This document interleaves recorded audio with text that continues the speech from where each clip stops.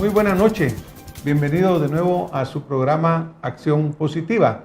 Hoy tenemos un gran gusto de tener acá a dos distinguidos profesionales, hermanos de la República de El Salvador, quienes vienen a compartir con nosotros un tema que es muy interesante, muy importante y que a pesar de serlo, muchas veces pues lo pasamos por alto, no se habla de él y sin embargo pues tiene una importancia fundamental.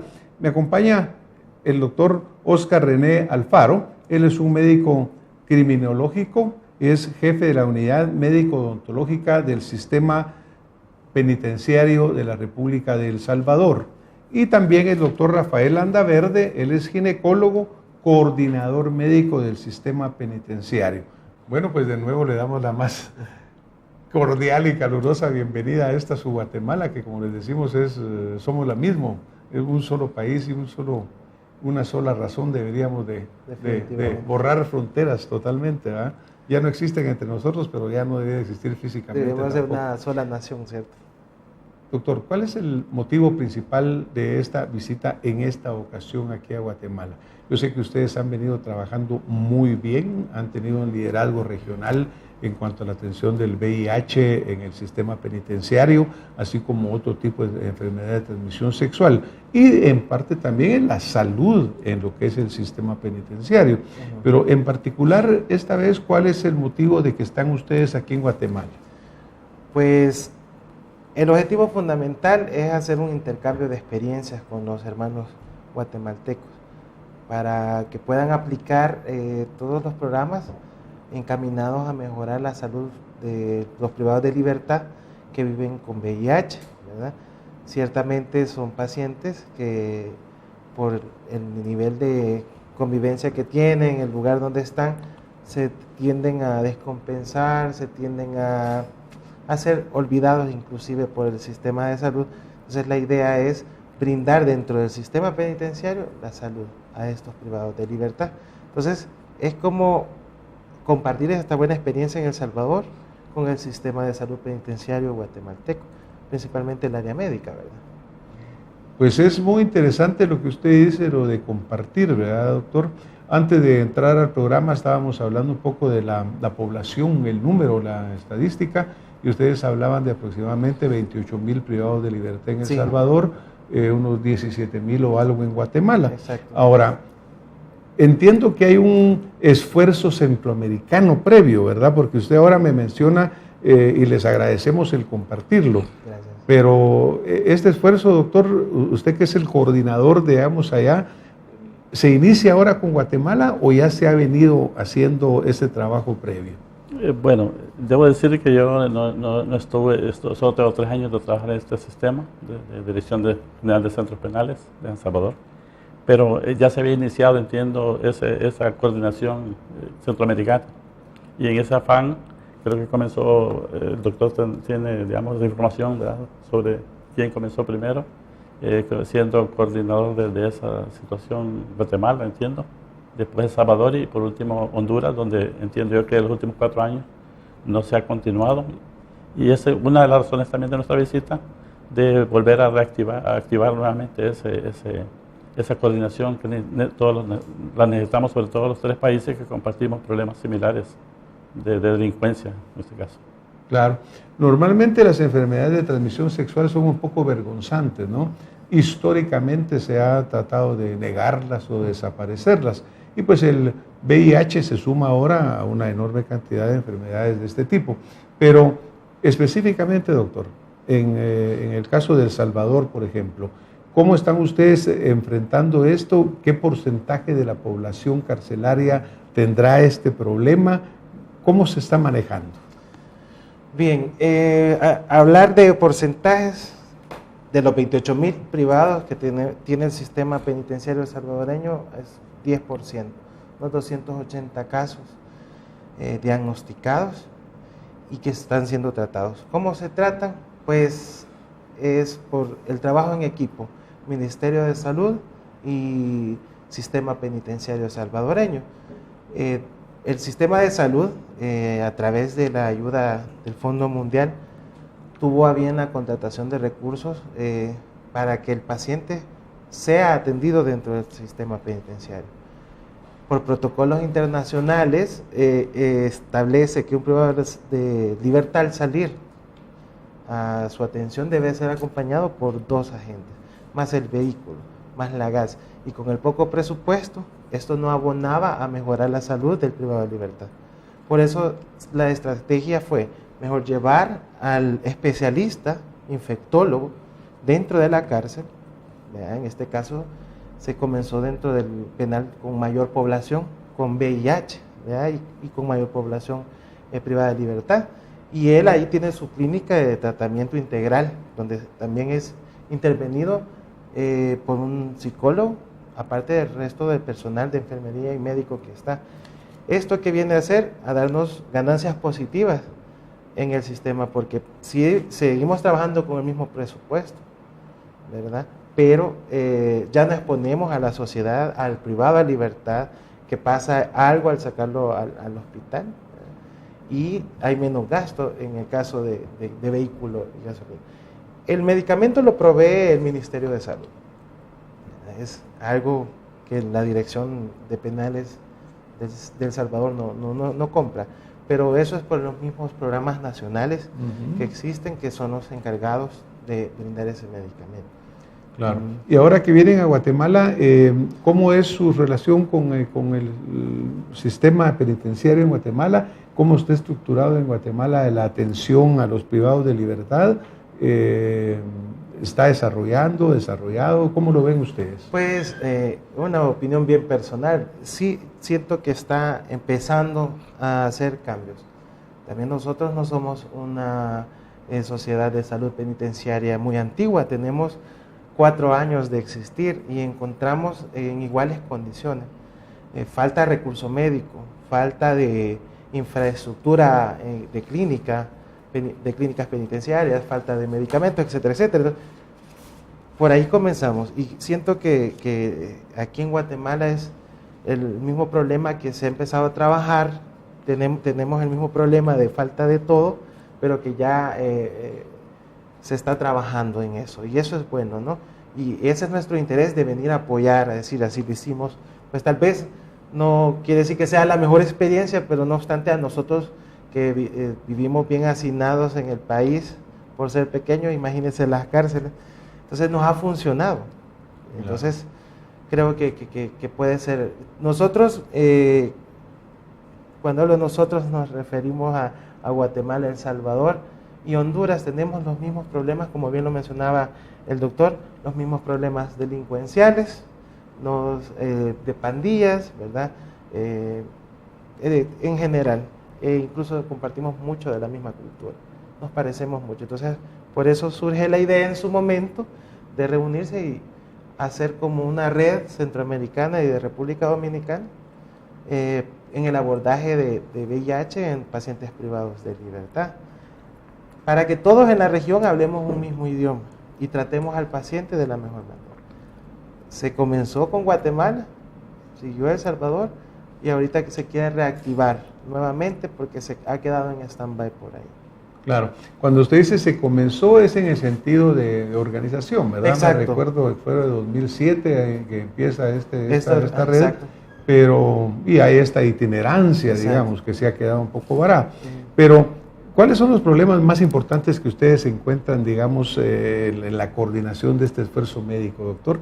Aparte de la, diría yo, marginación, aparte de la discriminación hacia el privado de libertad, y agregado a esto al enfermo de VIH, ¿verdad? ¿Cuáles son los principales problemas que ustedes visualizan acá? Bueno, en El Salvador. Sí, en El Salvador. Nosotros, quizás debo hacer, digamos, preámbulo para decir de que nosotros tenemos un total aproximado de 28,000 privados de libertad, del cual el 10% son mujeres y el resto son hombres. Y somos de los países que tienen mayor hacinamiento en nuestras cárceles. Entonces, con una capacidad instalada precaria, nosotros, tenemos nosotros 300% más de hacinamiento, ¿verdad? Entonces, tenemos una capacidad instalada solo para 8,000 privados de libertad. Entonces, con ese nivel de hacinamiento, bueno, es fácil deducir cuáles serán las clases de problemas que tenemos. En primer lugar, pienso, hay problema que es externo. Es de qué manera está viendo nuestra sociedad la conducta, nuestra labor, inclusive como médicos, o la atención que nosotros le brindamos al privado de libertad, de qué manera lo ve la población.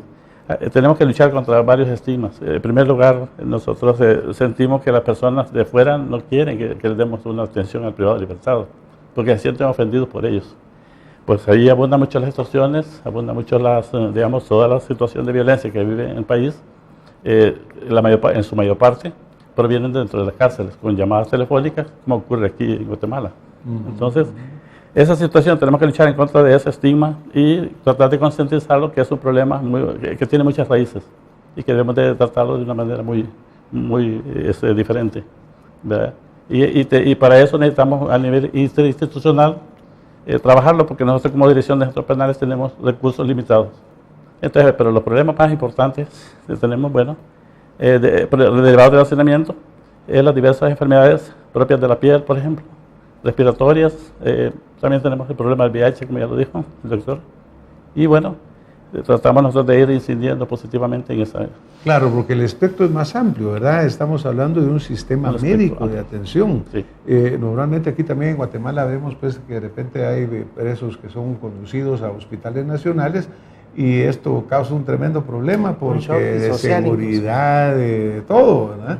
Y yo sí creo que fortalecer el sistema interno para tratar por lo menos la mayor parte de cosas, eso es un cambio significativo. Ahora, digamos la parte, volviendo al VIH, ¿verdad? Porque uno de los problemas es que salga a la superficie, que se diagnostique. ¿Cómo están en el punto de diagnóstico, en capacidad para hacer el diagnóstico internamente? Bueno, como usted bien lo mencionaba, ¿no? O sea, siempre la sociedad quiere ponerse una venda cuando se piensa o se habla o se tiene una enfermedad de transmisión sexual, una enfermedad como el VIH, entre otras, ¿no? Entonces, ¿cómo se aborda? Sensibilizando mucho, trabajando mucho con el privado de libertad. Que ellos sean los actores principales de los programas. No yo como médico, o sea, yo no, ni la enfermera, ni el encargado de seguridad, es el privado de libertad. Entonces, capacitando a los privados de libertad, haciendo promotores de salud penitenciaria. ¿Y por qué surge la idea de crearlos? O sea, no es lo mismo que yo como médico, que voy, trabajo y salgo, les voy a hablar de VIH, a que otro privado de libertad que huele, vive en las mismas condiciones, hable de VIH. Obviamente el privado de libertad le va a poner más atención a alguien que está en las mismas condiciones que él, que a mí. Entonces, esa estrategia ha sido muy valiosa porque ellos se han empoderado increíblemente del manejo del VIH dentro del sistema, y es impresionante cuando otras nacionalidades nos visitan para experimentar la experiencia, cómo ellos se van impactados de cómo manejan la temática, ¿verdad? Y bueno, partiendo de ahí de la sensibilización, ellos mismos ayudan a que llegue, a que se hagan las pruebas. El Ministerio de Salud, específicamente el Programa Nacional de VIH, tienen móviles, le denominan móviles, que son como pequeños trailers equipados en un laboratorio que se moviliza itinerante a los diferentes penales, y previa coordinación con el médico del centro se establece la cantidad de personas que van a ser tamizadas, ¿verdad? Que se les va a hacer la prueba y se les hace en el lugar. O sea, es el ministerio quien ha utilizado recursos y ha creado, es como un laboratorio rodante que anda por todos los penales, y eso se hace 2 veces por año. Como le digo, al inicio, hace 4 años, era 1,000 privados de libertad de los 28,000 los que se hacían la prueba. Ahora podríamos decir que se está haciendo un 90%, un 85% efectivo de la prueba. Entonces, se han hecho más de 100,000 pruebas en lo que va del año, ¿verdad? Ya hay más concientización, pero es por el trabajo que se ha hecho. Claro. También ahí mismo se les mide la carga viral a estos pacientes. Es decir, tampoco hay que sacarlo a un hospital. Ahí se les hace la prueba y con todas las medidas de seguridad se lleva esa prueba al laboratorio del hospital donde es procesado y se determina el tratamiento. Y hay una interrelación en ambos sistemas con la comunicación para evitar la dualidad en el tratamiento, que se le esté dando allá en el hospital y que se le esté dando en la clínica penitenciaria. Y como usted dice, es algo que tiene que ser, nacer del privado de libertad, pues porque no puede obligarse a nadie realmente a hacerse una prueba que no quiere hacer. Tiene que ser parte de una concientización. Ahora, por ejemplo, cuando hablando un poco del servicio médico en sí, ¿verdad, doctor? Porque como usted decía, es un poco incipiente también, está desarrollándose en un medio escaso de recursos y que no es solo VIH, pues porque usted hablaba de dermatólogos, hablaba de gastroenterólogos, una serie grande de especialistas o subespecialistas que también necesitan serlo. Así es como lo están ustedes visualizando, una atención general y luego subespecialidades, o cómo lo están visualizando el servicio médico en sí. Y otra pregunta tal vez adicional en esto. Como hay centros con mayor número y mayor capacidad y hay centros con mucha menor capacidad, ¿cómo se está cubriendo a todos, verdad? En general, doctor, debo decirle que en todos de los 21 centros penales que tenemos, 2 son granjas penitenciarias, personas que están en la fase de confianza y que reúnen las condiciones para estar en esos centros.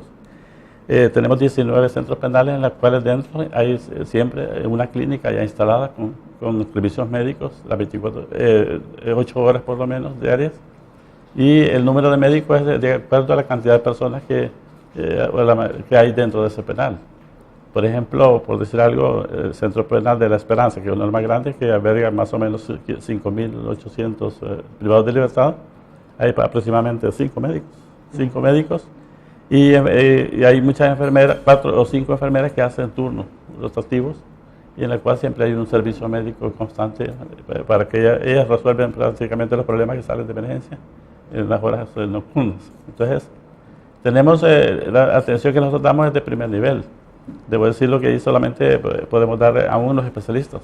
Podemos llegar solamente a una atención de primer nivel y hace 3 años que empezó un sistema de especialidades. Primero hubo más contrataciones con la llegada del doctor Alfaro, recuerdo yo, hace 2 años aproximadamente. Se ha visto fortalecido el número de contrataciones de personal médico y de enfermería también. Entonces se ha fortalecido más el sistema de salud dentro de los penales. Y va haciendo más labor preventiva y dándole mucha protagonismo a la enfermera, a privados de libertad inclusive, para poderlos educar y que sean autosostenibles las conductas que ellos toman. En ese sentido se ha avanzado mucho. Se ha asignado un día miércoles, por ejemplo, se ha llamado miércoles preventivo, en el cual no se da consulta, sino que se dedica a entrar a los sectores para observar cómo están las actividades de higiene y las normas de higiene que tienen los privados de libertad y educarlos en ese sentido. Luego también programar fumigaciones, abatización del agua, todo eso es cuestión de primer nivel. La atención sigue siendo una consulta general. Luego nosotros, los médicos generales, van tomando nota de las referencias hacia las diversas especialidades, de casos detectados. Si ellos lo consideran bien, ellos pueden referir a un centro de segundo o tercer nivel, son hospitales. Y nosotros entonces tenemos cierta dificultad con respecto a las referencias, en las cuales no se llevan a cabo. Muchas veces se pierden demasiadas por falta de recursos. Necesitan 2 custodios por cada persona que sale. Y bueno, y los recursos son limitados, que a veces no hay vehículos, a veces solo 1 o 2 para tantas personas que salen. Entonces, nosotros hace 3 años se fomentó la cuestión de las especialidades y fuimos contratados en ese momento. Un ginecólogo, pediatra, habían 2 pediatras y que cubrían La Esperanza, también Santepeque, porque hay lugares donde hay niños, que es Santepeque y Ilopango. Esos centros penales tienen aproximadamente 20 niños en Santepeque y 120 niños en Ilopango. Entonces había una pediatra encargada. Hay que tener ahí. Quizás solo para reforzar, por favor, doctor. En el caso del sistema, bueno, lo primero que se identificó era la falta de recurso humano. O sea, no se puede avanzar si no hay al menos un mínimo de necesidad cubierta. Y las demandas seguían llegando. Y siguen. Ahora son menos, no quiere decir que no existen. No obstante, se apostó al recurso humano, se fue equipando con personal médico. O sea, estamos hablando de encontrarse un sistema con 16 médicos, de 2 horas, de 1 hora de contrato, a pasar a 43 médicos, que es lo que actualmente tenemos. Casi el 95% de los médicos con 8 horas. Se vino a reforzar la atención primaria de salud, con mucho énfasis en lo preventivo. Estamos hablando del 350% de hacinamiento, como decía el doctor. Un sistema penitenciario con capacidad para 8,000, donde alberga 28,000. Se creó un grupo básico de trabajo que está compuesto por especialistas, el ginecólogo, ¿verdad?, el pediatra, el psiquiatra y el internista. Lo tenemos. Lo ideal sería meter un gastroenterólogo, un dermatólogo, claro, etcétera, pero no da ahora. Será cosa de tiempo. Es cosa de tiempo que se puede. También el sueño quizás de todos los centroamericanos que trabajamos en sistemas penitenciarios es tener un propio hospital penitenciario, ¿no? Claro. Parece un exceso sería un lujo también para muchos, pero yo creo que es una necesidad y para cuidar la seguridad de todo mundo, ¿verdad? Por ejemplo, cuando uno habla de todos estos procesos de enfermedad, también tenemos que recordar que todos los privados de libertad tienen familias, ¿no? Sí, y tienen visitas, claro. y en enfermedades sexuales, por ejemplo, la prevención, como usted mencionaba, doctor, es fundamental. ¿Cómo se trabaja con las familias de, digamos, los enfermos de VIH? ¿Cómo se llega a las comunidades? Porque esa parte es bien clave. Aún el apoyo psicológico a la familia, etcétera, ¿verdad? Bueno, como decía, se denominó el día miércoles preventivo. Surge ese miércoles preventivo porque necesitábamos gente que hiciera prevención y saneamiento básico y educación, promoción de salud, ¿sí?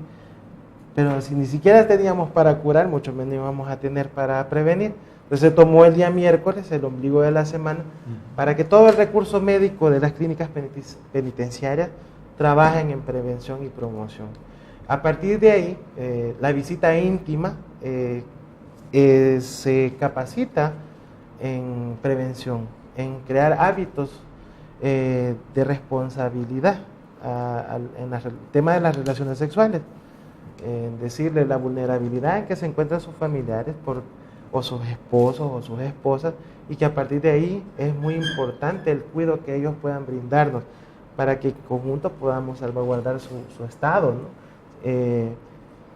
Se trabaja mucho también, se hacen muchos talleres con las familias, ¿verdad? Que hay un día donde ellos pueden, a través del programa, hacer como un pequeño agasajo, reventar piñatas, un almuerzo, ¿verdad?, externo a la dieta que se lleva al penal. Eso sirve mucho de estímulo, previa concientización de la temática. Entonces, como hablamos de un abordaje integral en el privado de libertad con VIH, sin duda la familia es una parte fundamental en el tratamiento. Claro, porque es una familia que está afectada, que está dolida, no solo por la pérdida de libertad, sino porque además además con una enfermedad pues seria, incomprendida. Y además con el agravamen de que está en un lugar que no tiene las mejores condiciones, porque usted fuera, va a un médico particular y mire, ¿qué tengo? Ayúdeme, guíeme. Sí, tiene como que otras opciones. Exacto, ¿verdad? Ahí depende de un sistema definitivo. Y sabemos también, por ejemplo, que el VIH está muy relacionado con tuberculosis, por ejemplo, que van de la mano y prácticamente ha habido un surgimiento de tuberculosis relacionado al VIH. Pero, en fin, es un esfuerzo muy grande y hay una gran movilidad también. Se produce esa gran movilidad en las prisiones en El Salvador, de que presos son movidos de un lugar a otro y tal vez hay pérdida del seguimiento en el tratamiento o algo así. Fíjese que eso no pasa. Sí pasa en los movimientos por cuestiones de seguridad, que van de un penal a otro, qué sé yo. Esas son cuestiones bien meramente jurídicas, ¿no?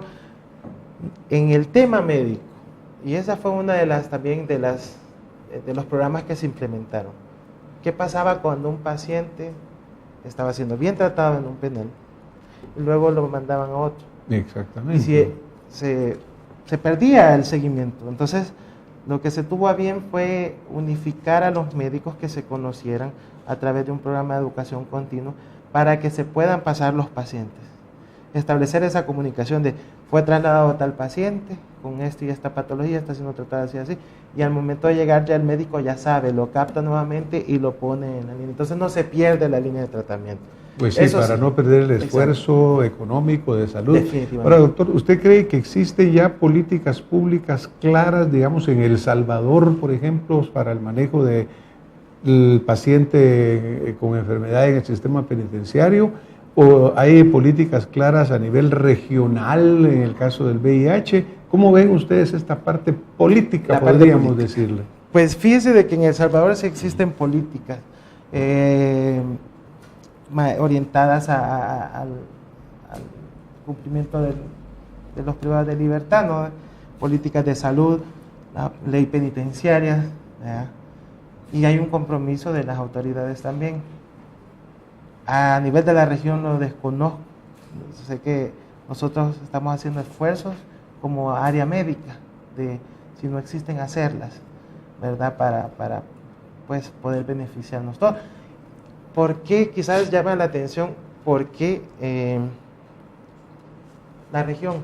Porque en toda la región tenemos hermanos guatemaltecos, aquí tienen salvadoreños, claro, y de otras nacionalidades, ¿no? Entonces, sí sería interesante hacer políticas regionales para el tratamiento. Bueno, imagínese también, por ejemplo, usted mencionaba el Fondo Global de las Naciones Unidas apoyando en el caso del medicamento, pero sabemos que dentro de un cierto plazo, 2, 3 años, ese apoyo puede ser que se acabe. Entonces tenemos que tener políticas públicas de decir, bueno, ¿cómo vamos a financiar esto? Exacto. ¿De dónde va a venir la medicina? Porque, ¿qué pasa cuando falten esos millones? Pues sería un problema bastante serio para todos los países. Si los estados, si no existen políticas claras, si no los entes verdaderos e interesados de la salud de cada país no absorben esta parte, va a ser un problema social. Por eso se trabaja para que esto no se salga, ¿verdad?, de los límites que deben estar. Doctores, ha sido muy interesante hablar de esto con ustedes porque obviamente es un tema que compartimos, que es una realidad. Como médicos nos gusta sin duda ver cómo servimos a nuestras comunidades y cómo podemos lograr que salgan adelante. Nosotros le agradecemos que hayan estado esta noche con nosotros. Y yo les quisiera pedir que a nuestras cámaras, a nuestros colegas en Guatemala, a las autoridades, ustedes le dejen el mensaje más importante que le quisieran dejar esta noche. El mensaje más importante, creo, para todos los hermanos guatemaltecos es que somos una sola región. Geográficamente tengamos límites, pero debemos de trabajar por mejorar los sistemas de salud y principalmente los penitenciarios, porque para estar en una cárcel solo se necesita estar libre, definitivamente. Entonces hay que mejorar las condiciones, ¿verdad?, para que esta sociedad pueda ser grande. Saludos a todos los hermanos guatemaltecos.